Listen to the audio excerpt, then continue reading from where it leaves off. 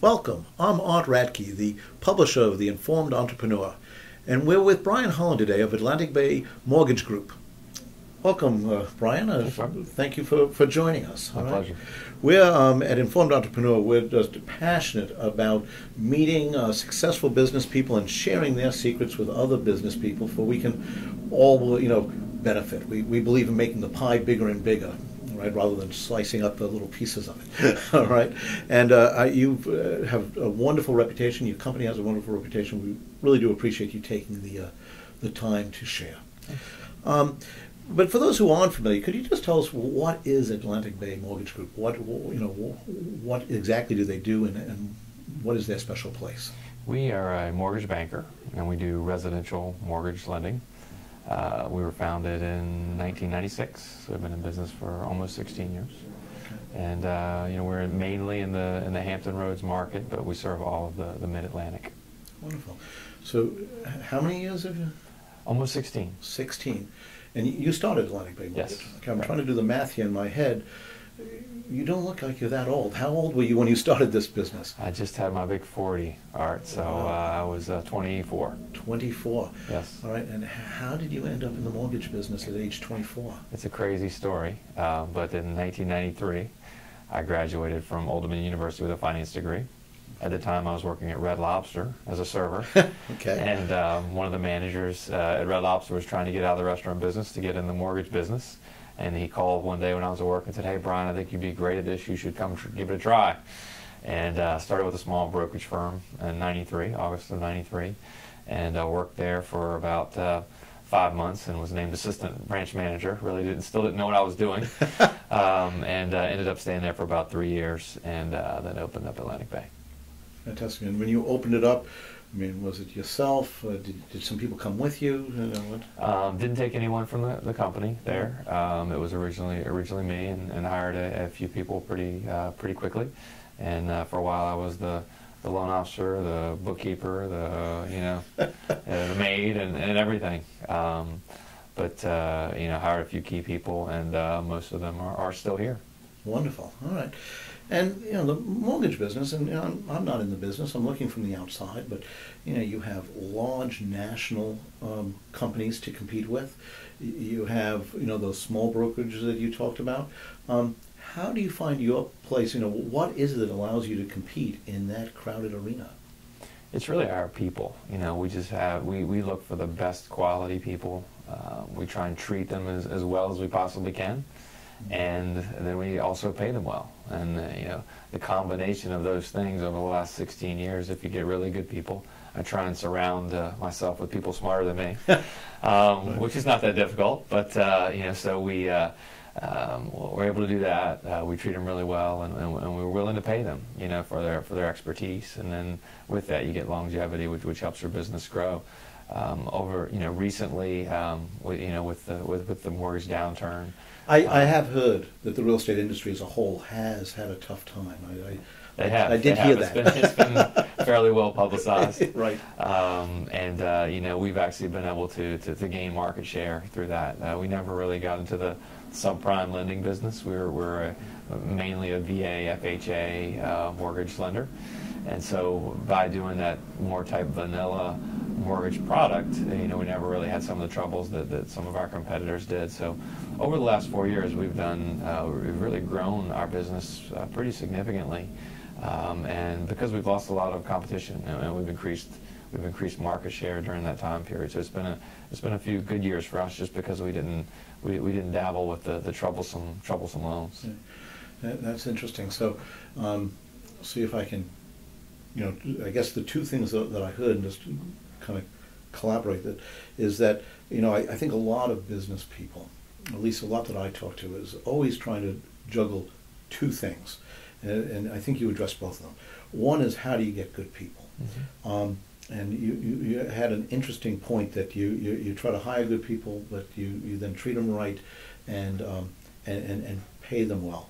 And and I think that's a struggle that a lot of business owners have is, well, how do I pay them well when I can't even pay myself yet, if that makes sense. Right. And how do you balance that? And do you have any thoughts about that? Because obviously you've balanced it well. It's definitely difficult, especially in your early days, to be able to hire the quality people that you want when you don't have the budget to do that. So basically you have to do it yourself until you find a point where you're able to hire these quality people, and show them that you've got a story and you've got a vision and a dream that you're going to make reality, and you want them to be part of that dream. Okay, so maybe not rush it is Right. what I'm hearing. Maybe let it develop in a more natural pace that might actually end up being faster in the long run. Right. Okay, interesting. We like the term organic growth.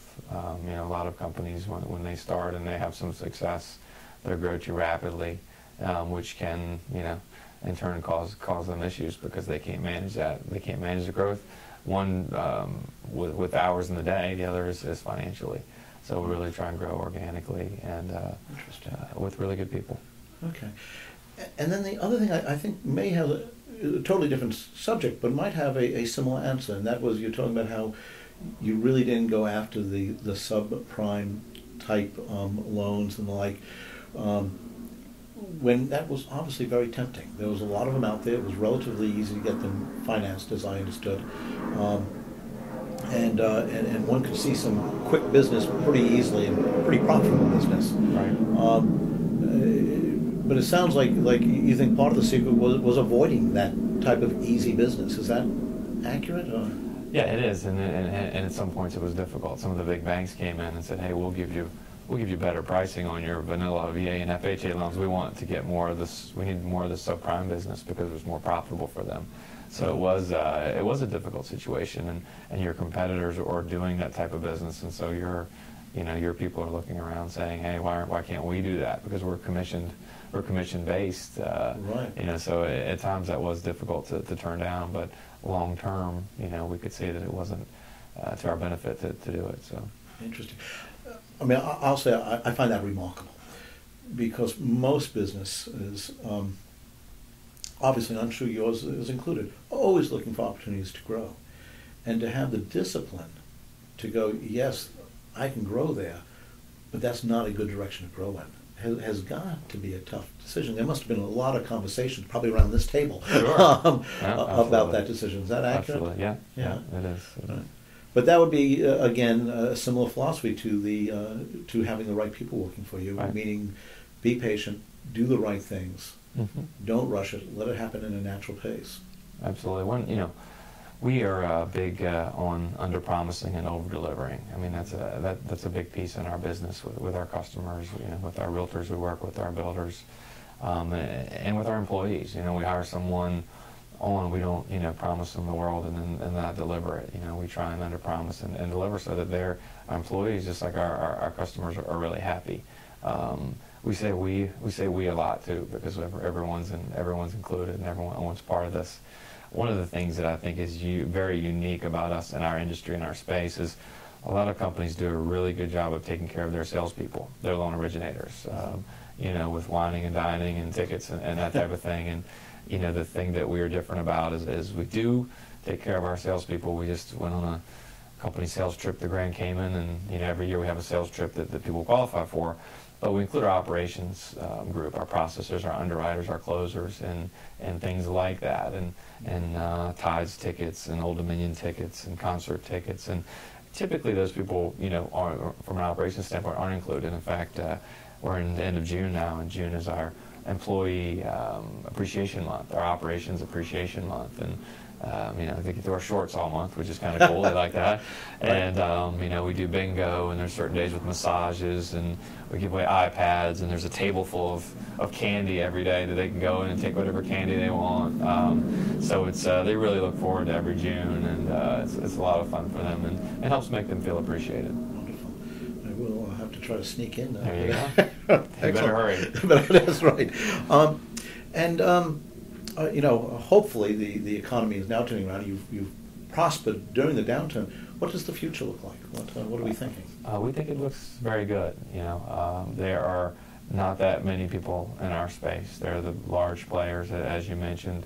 Unfortunately, with regulation, a lot of the smaller guys have been squeezed out. But we're excited about the market. We've seen a real turn in the housing market over the last couple of months. About 70% of our business is purchase business, so we're not doing as many refinances. Nationally, it's about the opposite. Most mortgage companies are doing about 70% refinance business. So we've really seen the purchase market come on strong, which, you know, as you hear in the news every day, is people think is the key to turning the economy around, is the housing market, and we've really seen that. So we're excited about the future. Excellent. Well, thank you very much. We really do appreciate you taking the time to share with us. Thank you. And thank you for tuning in. And remember to come back and watch all of our videos with all the very successful and I'll just say very important business owners that have shared their time with us. And we hope you've enjoyed it.